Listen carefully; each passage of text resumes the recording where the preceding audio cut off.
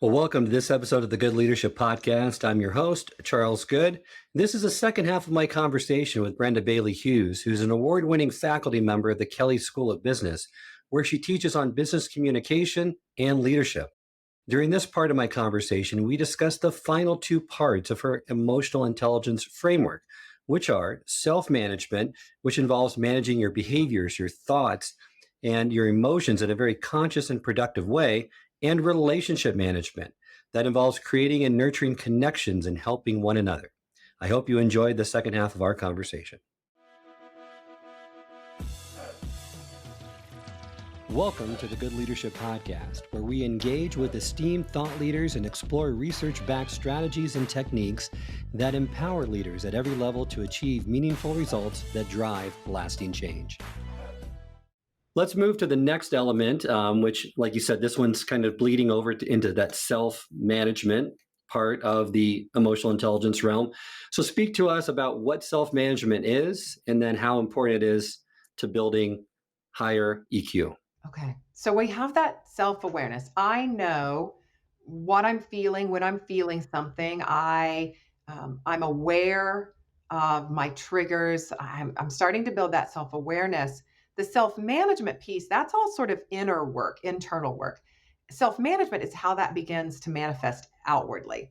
So on the emotions piece, for example, not only am I aware that I'm angry, and I know why I'm angry. I've figured out what my trigger is or what the stories are that I'm telling myself, my interpretation of a specific conversation and why I interpreted that way and why that led me to anger.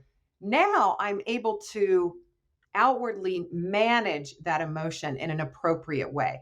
So notice I'm not saying I can suppress that anger. That's not what we're shooting for. But I can realize that there's a right and a wrong time to express my anger. There's a right way and a wrong way to express my anger. And I have that self-discipline, that self-control, the self-management to find the right time and the right way to engage in a conversation that expresses my emotional state. So that's one aspect of self-management. That's sort of the traditional emotional intelligence concept. I think it's useful to also broaden our self-management concept to also think about it as being able to take right action beyond just the expression of our own emotions. Can I take right action when I'm in an ethical dilemma? Can I choose the right action even if there's a cost to me in doing so? Can I take the right action when I have made a promise to get up earlier, to do some reading because self-growth and personal growth and learning are important to me instead of never putting it on the calendar? Can I get myself out of bed a little bit earlier to build time into that? When we say we're going to eat well or exercise more, can we have the discipline to do it?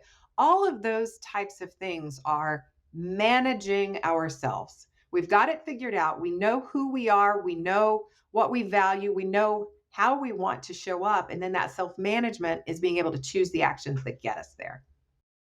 Thank you for providing that. Let's jump into two of these areas within the self-management realm.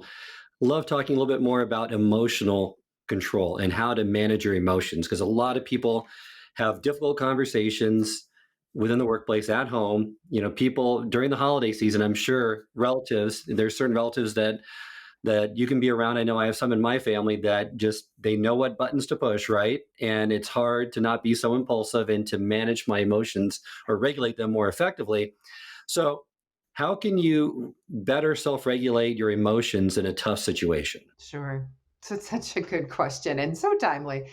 So breath, take that pause, take that beat. When you feel that coming up, that sense of aggravation or annoyance or anger, just take a pause. Nothing comes out of your mouth for a minute. And sometimes to build that pause in, I will intentionally take a little drink, or if I'm at work, I might grab a pen and just write some words down, just to break eye contact a little bit from the person that I'm in this conflict with, and to give myself just a beat. So that's step one. Build in a little bit of pause between thinking and speaking. So what comes in up here doesn't necessarily get to come out here. The next piece would be to use language like the story I'm telling myself. Now, this might just be in your mind, but to get at why is this person so aggravating? What you said, boy, they just know how to push my buttons. To stop and reflect on that for a minute. What button has been pushed for me? How did I just get hooked? And what is the best way for me to unhook myself from this emotionally? How can I depersonalize this? Um, I think that's the next sort of mental step that we need to take. Literally managing our outward expression is important. We talk about the poker face, the neutral face. We can do that again by breaking that eye contact and then remembering that our face shows emotion largely here in the brow when we furrow the brow and wrinkle that space right between our nose. So we can just tell ourselves, relax our brow line. Um, Drop our tongue from the roof of our mouth when we get aggravated or annoyed or tense. Our tongue tends to go to the roof of our mouth, which then tightens this entire jawline. So just remind yourself, okay, tongue down, or maybe even go to what I call the 20% smile. So I'm trying to listen without interruption with a little bit of a smile. And then continually telling ourselves, understanding does not mean agreement. Understanding does not mean agreement. I'm just seeking to understand what you're saying. I don't have to agree with you. I don't have to respond. I don't have to fix your misperceptions of the world. That's not my job. My job is to listen, and then I'm going to try to paraphrase back what I heard you say. And I may decide that right now that's all we need. I don't want to get looped into this conversation. I'm thinking of the family situation that you were talking about where you've got the uncle that says something that just goes up your spine and like, well, I don't have to fix Uncle John. I don't have to fix that. So instead, I'm going to let him know that I heard him and that I can paraphrase that back so he knows he's been heard. Some people will just keep going on and on and on about a certain topic, and I think there are a couple of reasons. They want to hook you and they've been unsuccessful, or they don't know that you heard them because you never told them, prove to them that you heard them. And that's where a paraphrase can address that, because I say back to you in my own words, here's what I think you're saying. This is what I heard you saying. Did I get that right? And then maybe you'll be like, okay, she heard me. She maybe doesn't disagree with me, but she heard me. And some people will step away from their on and on and on when we give them that simple gift of paraphrase. So those are some techniques to manage the emotion. My other favorite one, Charles, is channeling the calmest person you know. So, like, think James Bond, just cool under the most crazy situations and scenarios. Things are blowing up all around him. He's just calm. So I'm just going to be, all right, we're in the middle of this meeting. People's voices are starting to raise. My triggers or my buttons are starting to get pushed. I'm going to be James Bond over here, calm and collected, calm and collected. Channeling the calmest person, great strategy. I've used that a lot. Definitely effective. Some things that are counterintuitive, which I agree with, but just now thinking about it makes sense. But at first I'm like, okay, so why would you want to break eye contact? But focus on something inoffensive, right? Focus on the chair, the wall, something that's not them, and try to focus on their words instead of forming opinions, which is so difficult to do sometimes because that internal chatter is going and you've already formulated your response, right? And it's hard to separate the facts from the opinions. Yeah, and that's when I pick up that pen to take some notes as a pause in the conversation. What I write are literally just the words that they're saying. And then it also helps when I have to paraphrase back. I've got some exact wording from them that I can not parrot back, but really capture their language choices and not skew it to my own language choices about what they've just said. The other part of self management here I love to focus on is optimism, because everyone has a default setting of negativity, right? It's based on our survival instincts. We just look for the negative, the threats in the environment.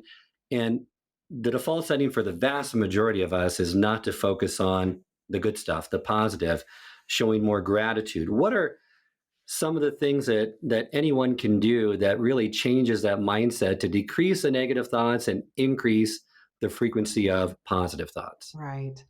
Well, first of all, some people are like, why does this fall in self-management? And because of what you just said, Charles, we default to negative largely, and so it's a self-control, it's a self-discipline practice to say, I'm going to focus on the strengths here. I'm going to find the good in everything. That takes a lot of discipline, self-discipline. So yeah, so that's why it falls into this particular quadrant of the four.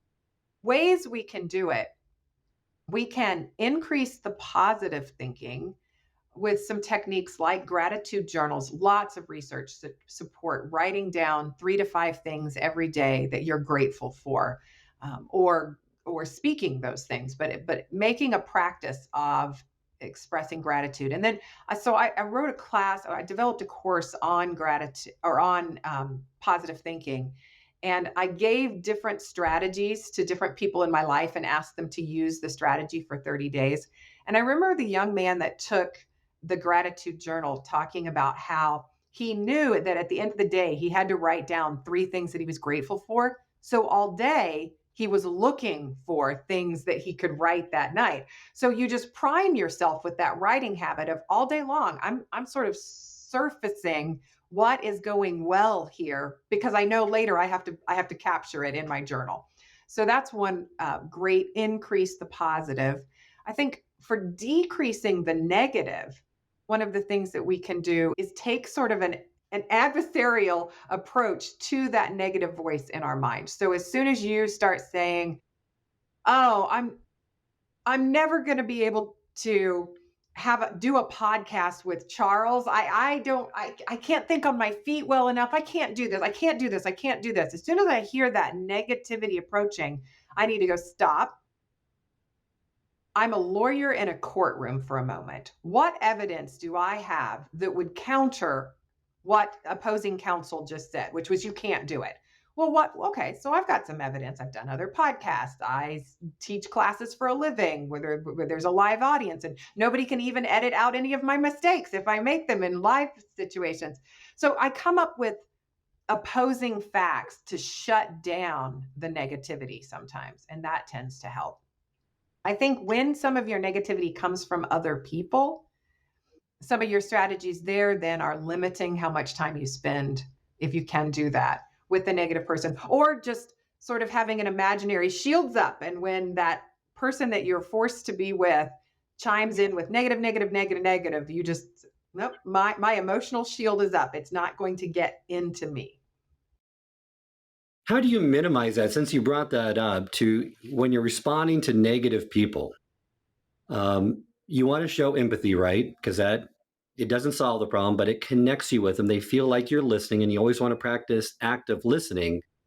But with different types of difficult people or negative people, they can go down the rabbit hole. So being too empathetic will just cause it to continue longer than you would like. So, like you said, you can show distance, you can put up a wall, or you can try to maybe model a different behavior and redirect them in that path, correct? Yes, absolutely. So I think I try to give it about 3 attempts before I go to the distancing strategy. So the first one is just empathetically respond. Oh gosh, that sounds horrible. Just listen and paraphrase back what you heard so that they know you heard them, they know you're feeling with them. For a lot of people, that they just need to know someone gets it, and that's enough. If that doesn't work, then yes, then you start moving into those what questions instead of the why questions. You start focusing on problem solving. So, yeah, that's rough. I'm so sorry that happened. I can't even imagine how you must be feeling. What's next for you? What are you going to do to get out of this now, out of this hole, or out of this problem, or out of this situation? If you move to problem solving and you're still met with resistance, you might try that again on another day or model it yourself. I'm thinking, in my situation, maybe I would do this. And if those 3 attempts don't work, then it shields up distance time. They're not there yet. Good advice. The other thing that I found to be effective, that I know you've talked about before, when you're ruminating on a specific issue or problem, is to play worst case, best case, and most probable or most likely scenario. so that you put it in the proper perspective, because we have a tendency to catastrophize certain issues, certain situations, and assume that they're going to go very poorly when the probability of that happening is not very high. Right. I have students facing finals and very soon they're going to be in midterm and final stages. And so, yeah, so that anxiety is creeping up. And I'm hearing a lot of, oh my gosh, I'm going to fail my quant class. I'm going to fail econ, and well, instead of saying, oh no, I'm sure you won't, which by the way, some people think that was an empathetic response. It's not actually. It was well intended. I don't want you to worry. That's nice, but basically I just negated what you just told me. You said I'm really worried about this exam and I said, "No, no, don't worry. Wrong feeling, pick another one." That's not the way we want to be with people. Um so instead of no, no, don't worry, I can say, "Well, what's the worst case scenario?" "Oh my gosh, I fail." "Well, okay, what's the worst case scenario if you fail?" "I'm going to have to retake this class." "Okay, what's the worst case scenario if you have to retake this class?" I'm gonna have to take summer school, or I'm gonna have to double up next semester and carry an extra load. Okay, what's the worst case scenario if you have to carry an extra load? Oh, well, I'm not gonna get to play video games at night because I'm gonna have to study extra hard. Okay. There we go. That's the worst case scenario. But what's the best case scenario? I ace this thing. All right. And what's the most likely scenario? I'll probably pull a C minus out of this once we get the curve. Okay. And what happens if you get a C minus? I passed the class, not the best boost for my GPA, but it's okay. And so that allows people to feel all the feelings, and like you said, Charles, now I'm not catastrophizing. Wonderful advice. Well, let's move to the final element of the emotional intelligence paradigm here, the framework, and that's relationship management.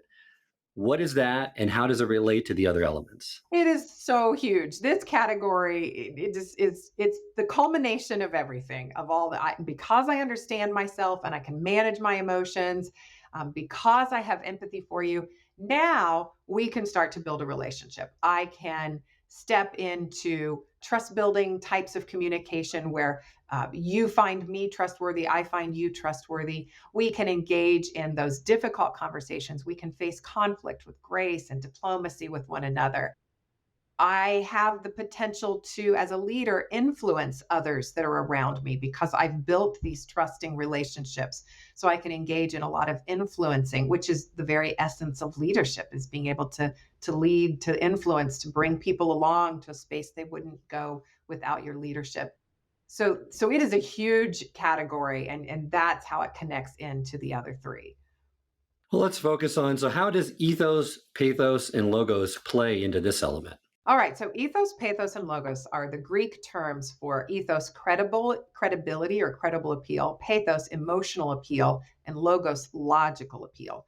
So ethos, pathos, logos are the three pillars. This is sort of from Aristotle's rhetoric and then replicated in tons of research ever since the discipline of communication emerged. Those three pillars are our best approaches to influencing. So, if we're focusing in on the influence component of relationship management, then I need to understand how to work with all three of those. And that anytime I'm engaging in a presentation, writing a memo, putting a report together, having a conversation where my goal is to influence your thinking or your behavior, then I'm more likely to be successful in that influence if I have integrated all three of those types of appeal. I've established that I and the research that I'm bringing to you, or the data that I'm bringing to you, it's credible. This is credible stuff. And it's logical. It makes sense in your head that what I'm saying has is rational, it's logical. And because people make decisions with their hearts, we rationalize them with our minds, but a lot of our decision making is made with the gut or with the heart. I also need to integrate an emotional appeal. I need you to know that I need to tap into what you value, what you find important. I need to, or what keeps you up at night and what causes you pain. I need to show you that going in this direction that I want you to go is going to alleviate some of those pain points for you. And like you mentioned, influence is a campaign, not a one-shot deal. And one of the tools that you give is conduct an email audit.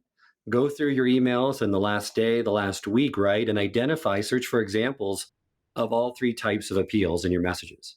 Right. What a lot of organizational leaders that I work with find when they do that audit is they're all logos: logic, logic, logic, logic. And they haven't integrated in this why you should trust me and why this should matter to you at more of an emotional level. That's the most common response I get to that email audit.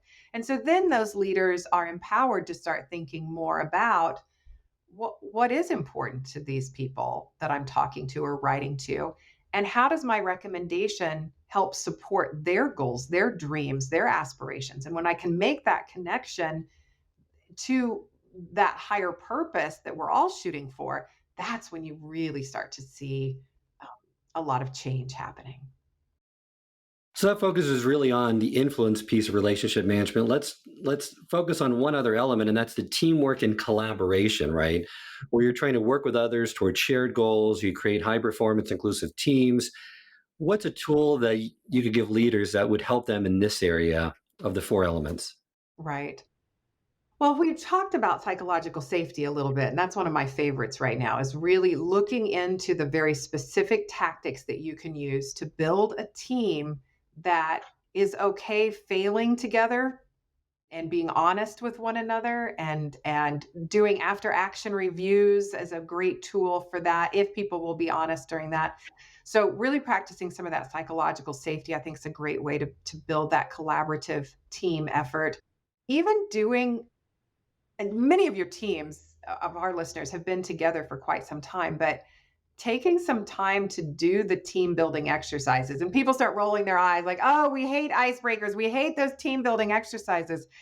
But the research shows that the teams who engage in taking even 5 minutes at the beginning of a meeting for a check-in, a quick fun answer to a question, a quick creative exercise, those teams perform better, and they're having more fun, they are more trusting, they are reporting higher levels of satisfaction. So we're getting all of those really great collaborative benefits of a great team if we'll take some time that is seemingly less task oriented because it's a little more personal, but the personal drives the task and it drives the performance. So make time for it.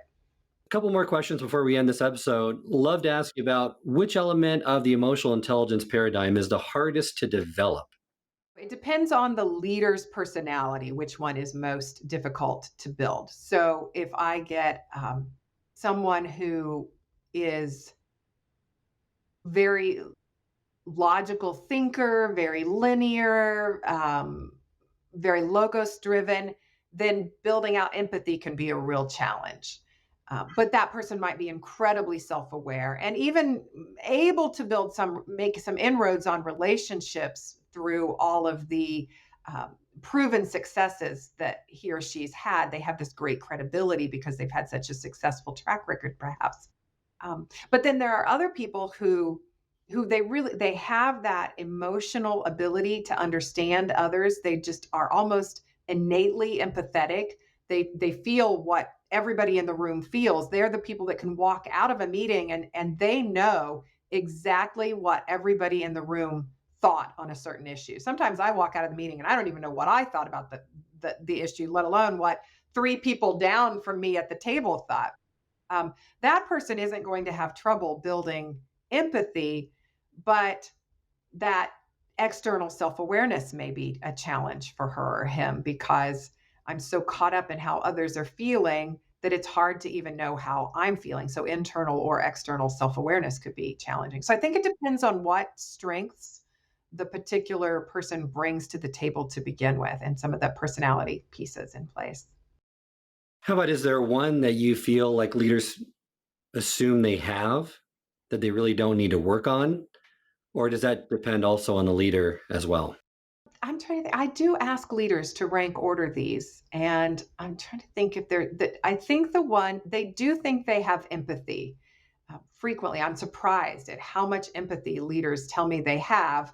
especially if I've been hired to work with that group because they don't show empathy. And then it's always a little, oh, well, we have some external self-awareness issues here. So I would say empathy is the one that people always think they have.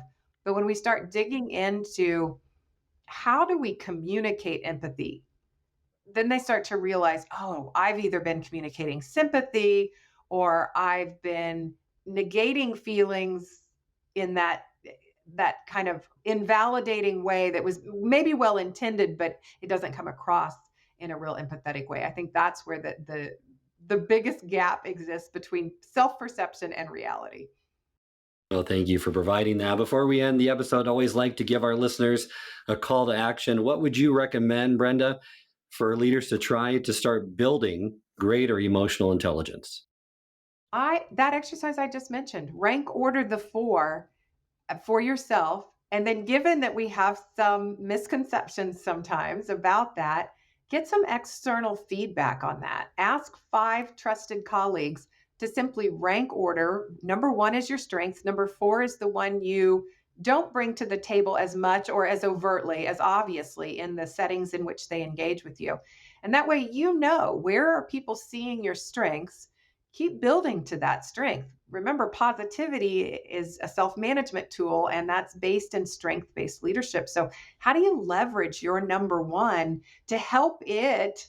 If it's self awareness, how can you use your self awareness to become more empathetic, to tap into more relationship building, or you use your relationship building if that came out as your number one to reverse engineer into having more self management. You're really good at taking care of others if you've got great relationship management. How can you do a better job of maintaining some credibility with yourself and bump that into self management if that was your lowest score? So use your strengths to boost your weaknesses or your lowest ranked order and get some external feedback on that.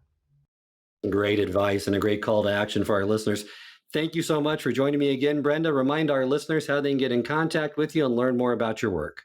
Check me out on LinkedIn, Brenda Bailey-Hughes. I'd love for you to connect and to continue our conversation. Thank you, Charles, for having me. It's always so great to see you.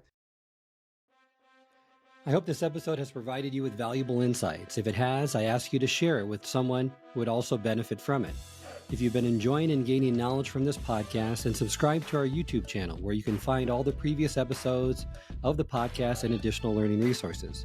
You can also subscribe to the podcast on Apple or Spotify and leave up to a 5-star review.